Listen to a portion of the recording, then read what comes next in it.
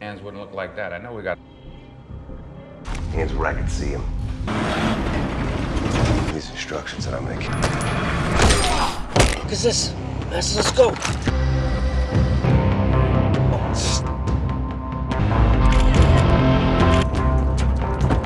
Got C, I got B.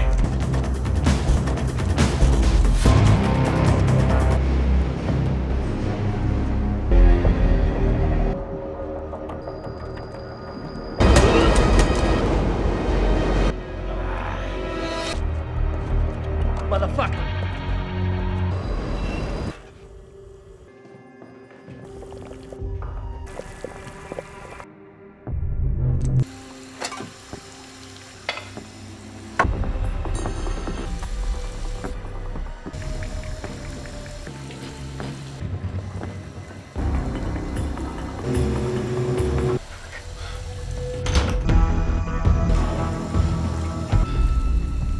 Patterson, check the closets, the kitchen, Man, this guy's got a lot of fucking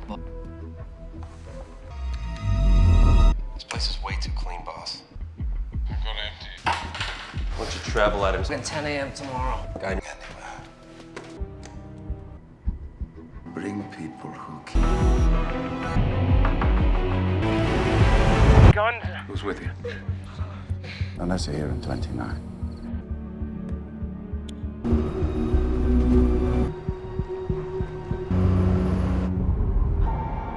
Checking on you, sent them.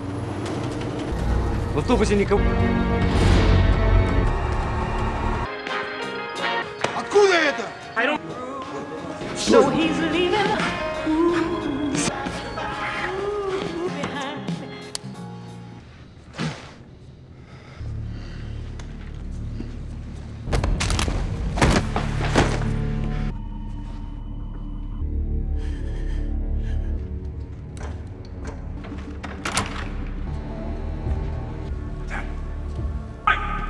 Sorry, sir, go down!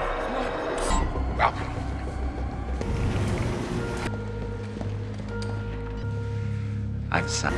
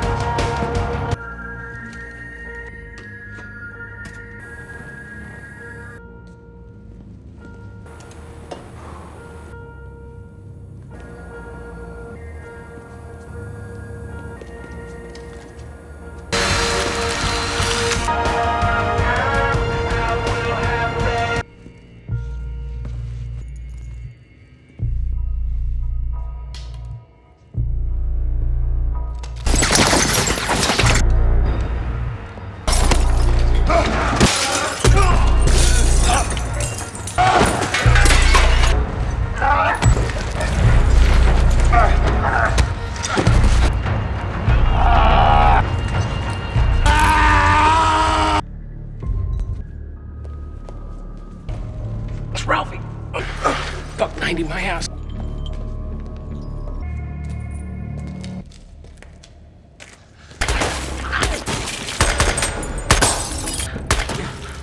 The breaker box. 40 seconds.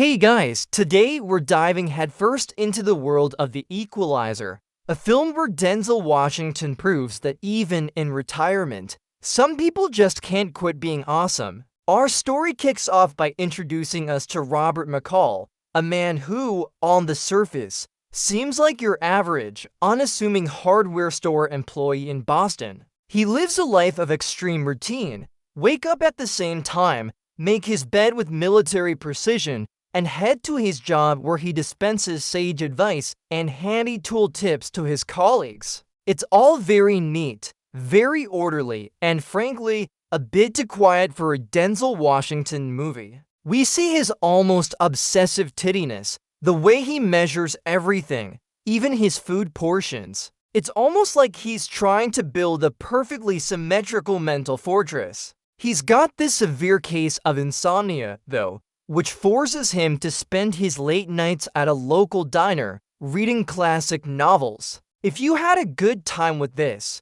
a like and a subscribe is a free way to help me keep making more during his nocturnal reading sessions. McCall often encounters a young woman named Alina, who goes by Teri. She's a teenage prostitute working for the Russian mafia. Their interactions are brief but meaningful. He offers quiet encouragement, observing her struggles with a subtle intensity that hints at a deeper empathy beneath his calm exterior. He gently nudges her towards a better life, advising her on reading and suggesting she pursue her singing talent. He's like a slightly intimidating, extremely well-read life coach, offering wisdom between sips of tea. There's a tenderness in his gaze, a paternal concern that shines through the layers of his self-imposed attachment. You can almost hear him thinking, "Kid, you deserve better than this." She, in turn, finds a rare moment of peace and a listening ear in the stoic hardware store manager.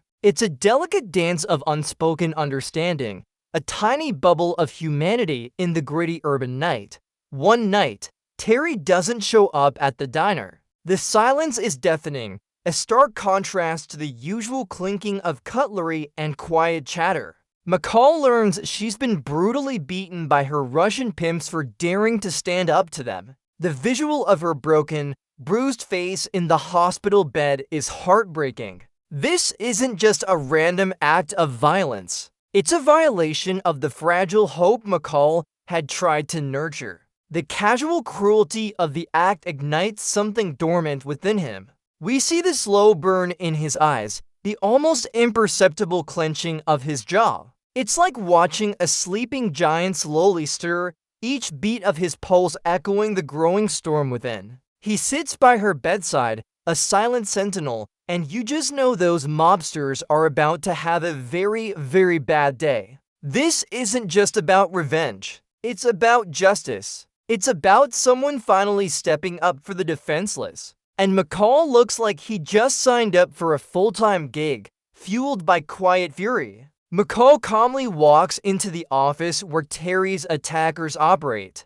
He tries to negotiate for her freedom, offering a hefty sum of $10,000, his life savings, no less. But these guys, being the quintessential movie villains, laugh in his face. Big mistake. Huge. McCall, ever the strategist, takes a mental inventory of the room, noting the positions of the 5 thugs, the weapons, the environment. Then, with a chillingly calm demeanor, he sets his stopwatch. "You've got 19 seconds, he declares, initiating a whirlwind of precise, devastating violence. The sound of cracking bones and desperate grunts fills the air as he uses every available object, a corkscrew, a ceramic mug, a framed picture, to systematically incapacitate each man. It's less a fight and more an execution, a brutal dance of efficiency. The editor barely has time to blink before all 5 are on the floor,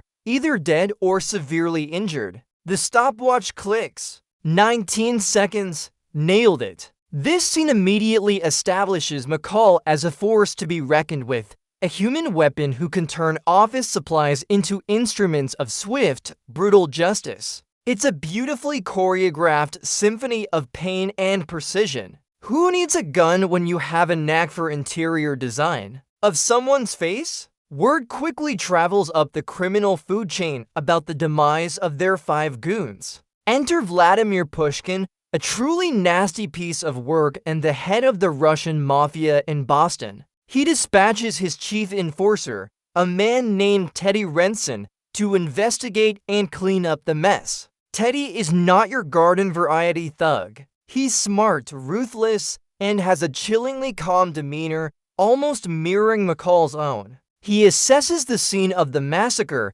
noticing the almost surgical precision of the attack. This wasn't random, he observes, the metallic clang of his voice matching his cold eyes. He starts digging, a relentless predator tracking its prey. The stakes just ratcheted up considerably. This isn't just about a few street thugs anymore. It's a full-blown war between a silent protector and a powerful criminal empire. The air practically crackles with anticipation, knowing these two highly efficient individuals are on a collision course. It's like watching two chess masters. Only one uses a rook to stab you in the eye.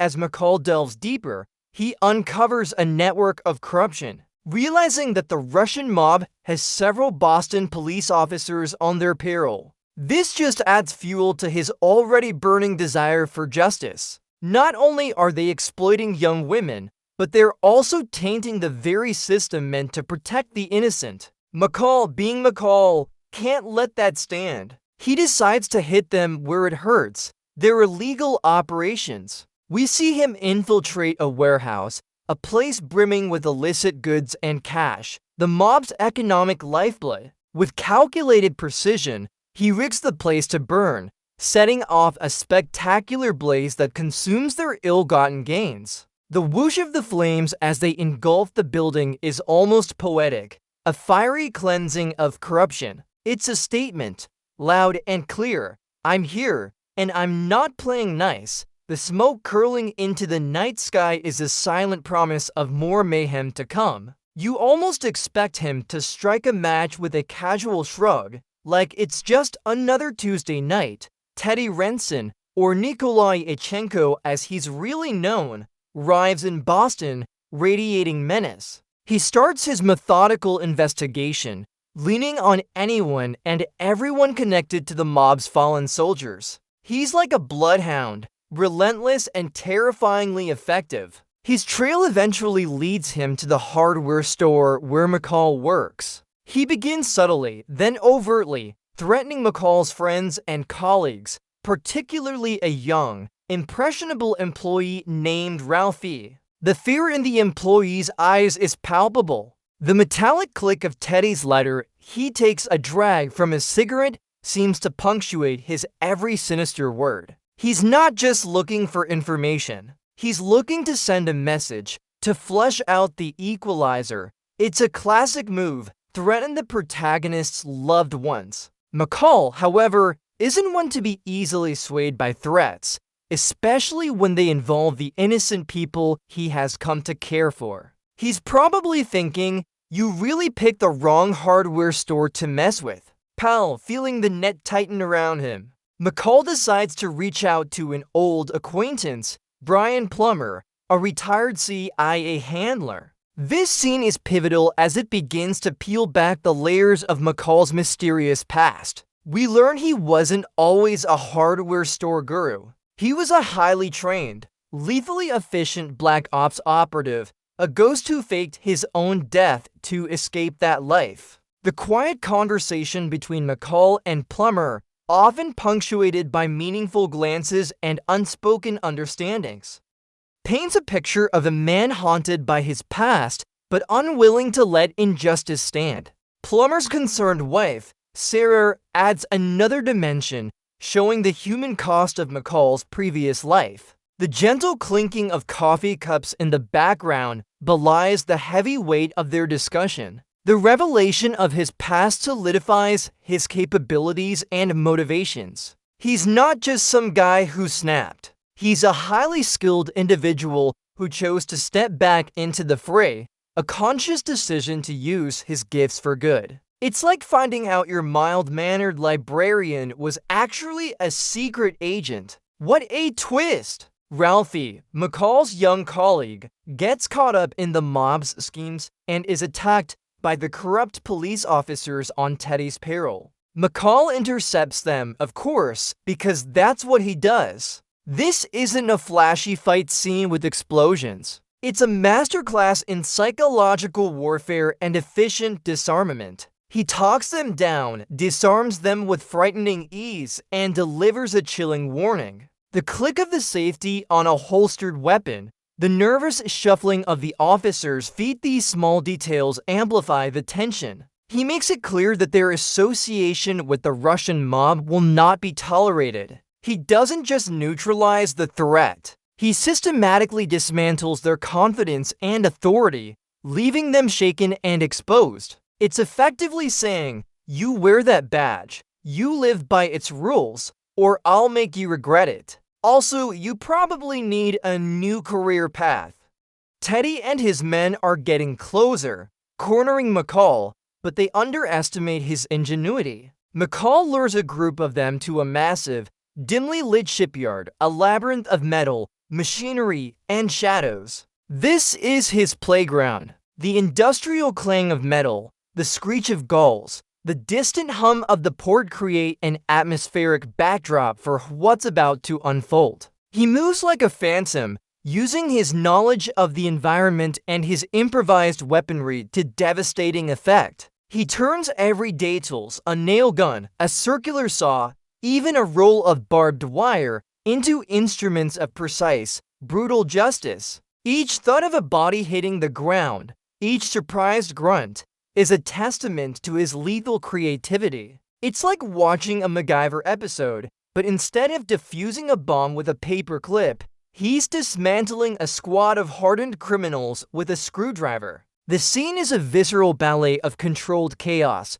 showcasing McCall's resourcefulness and his uncanny ability to predict and counter his opponent's every move. It's truly a masterclass in making do with what you've got. Even if what you've got is a welding torch and a bad attitude. As Teddy grows increasingly frustrated by McCall's elusive tactics and the mounting body count of his men, he resorts to a truly despicable move. He goes after Susan Plummer, Brian's wife. The attack on her in her own home is a chilling reminder of the mob's reach and their willingness to cross any line. The shattering of glass, the terrified gasp as she's cornered, these sounds reinforce the sudden intrusion of violence into their peaceful lives. They threaten to expose McCall's past, to dismantle the new life he painstakingly built. This act is a turning point. It makes the conflict intensely personal.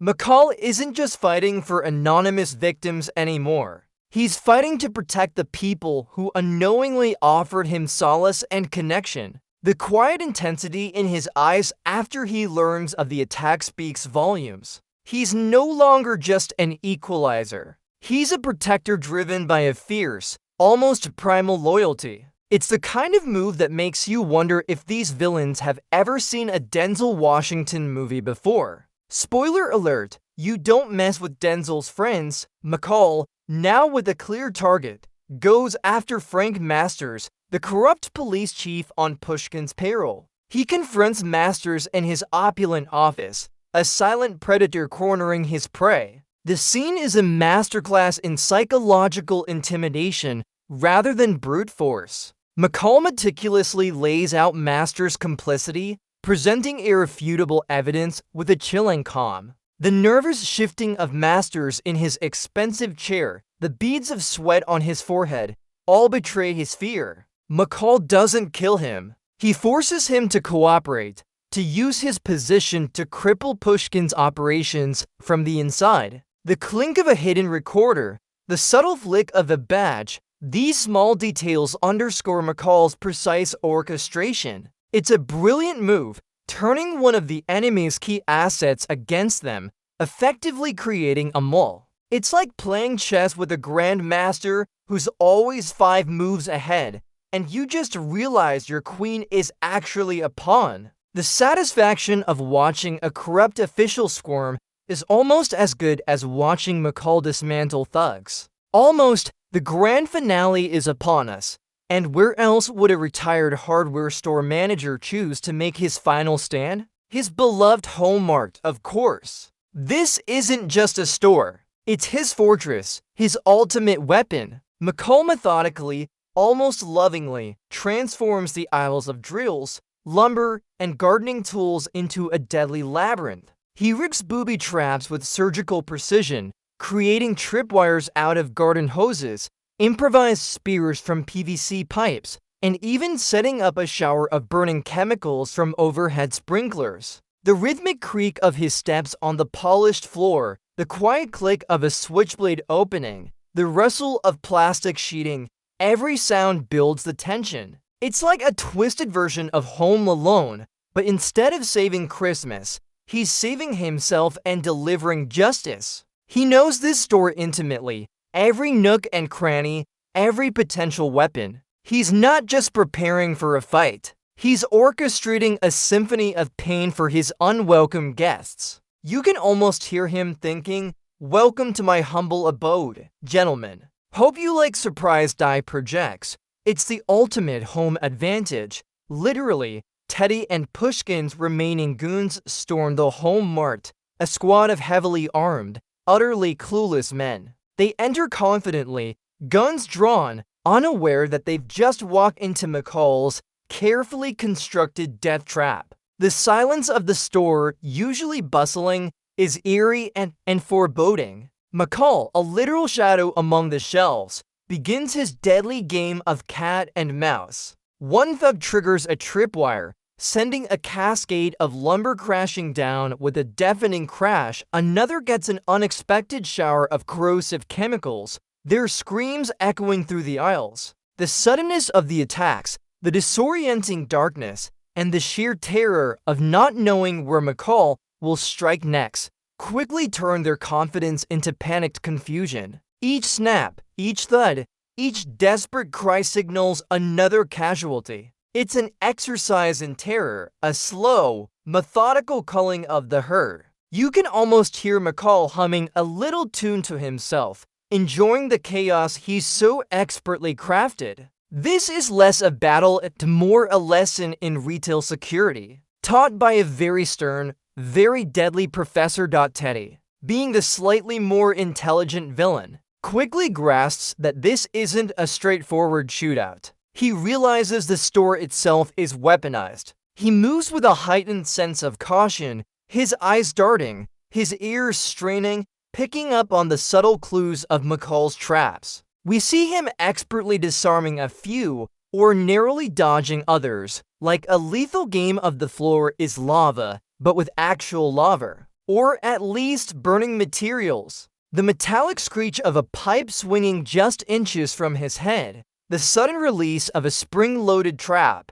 These moments keep the audience on edge. He's determined, fueled by a mixture of anger and professional pride, unwilling to let McCall make a fool of him. The sound of his heavy boots echoing in the empty aisles adds to the suspense. He's learning, adapting, but McCall is always one step ahead, like a particularly vengeful store manager who knows exactly where all the clearance items are hidden. It's a high-stakes scavenger hunt, and Teri is definitely not winning after all the traps and the cat and mouse game. It all boils down to this: McCall versus Teri, the ultimate showdown between two highly skilled, incredibly dangerous men. The air is thick with tension as they finally come face to face. This isn't a fancy martial arts display. It's a brutal, visceral brawl. Each punch lands with a sickening thud. Each grunt of effort is palpable.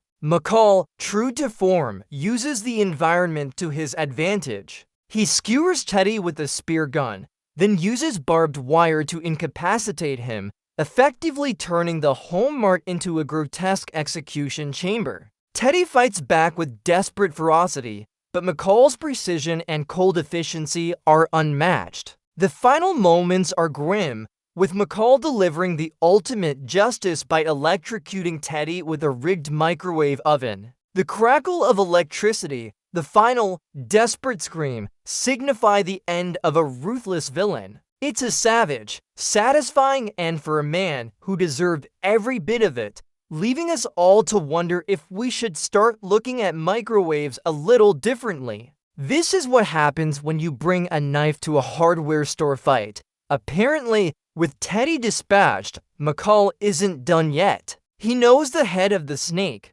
Vladimir Pushkin, is still out there, safe and sound in his opulent Moscow compound. And McCall? He doesn't do loose ends. He travels all the way to Russia, because when you're Denzel Washington, geographical limitations are merely suggestions. He infiltrates Pushkin's mansion with the stealth of a phantom, making his way through layers of security without a single sound. The scene is quick, decisive, and devoid of any grand theatrics. He finds Pushkin in his office and, with a chilling efficiency, strangles him with his own garrote. The sudden gasp for air, the terrified realization in Pushkin's eyes, and then the deafening silence as life leaves his body. It's a clean, clinical termination of a truly evil individual, leaving no witnesses and no doubt about McCall's commitment to justice. The message is clear: you can run, but you can't hide.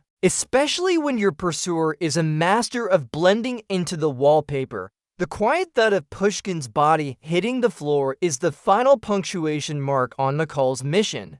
With the Russian mob dismantled and Pushkin gone, the world breathes a sigh of relief, though most people don't even know it happened. Teri, now free from her oppressors and healed from her injuries, is shown thriving. She's pursuing her passion for singing, a bright smile gracing her face. The melodic sound of her voice is a stark contrast to the violence that preceded it, a hopeful anthem for her new beginning. McCall, having brought justice to those who couldn't find it themselves, finally seems to find a measure of peace. But a man like McCall can't just go back to selling hammers and nails without purpose. He starts a new venture, using the internet to connect with people in need, offering his unique brand of equalizing services to the truly helpless, those with nowhere else to turn. The soft glow of his computer screen illuminates his face, a symbol of his quiet dedication.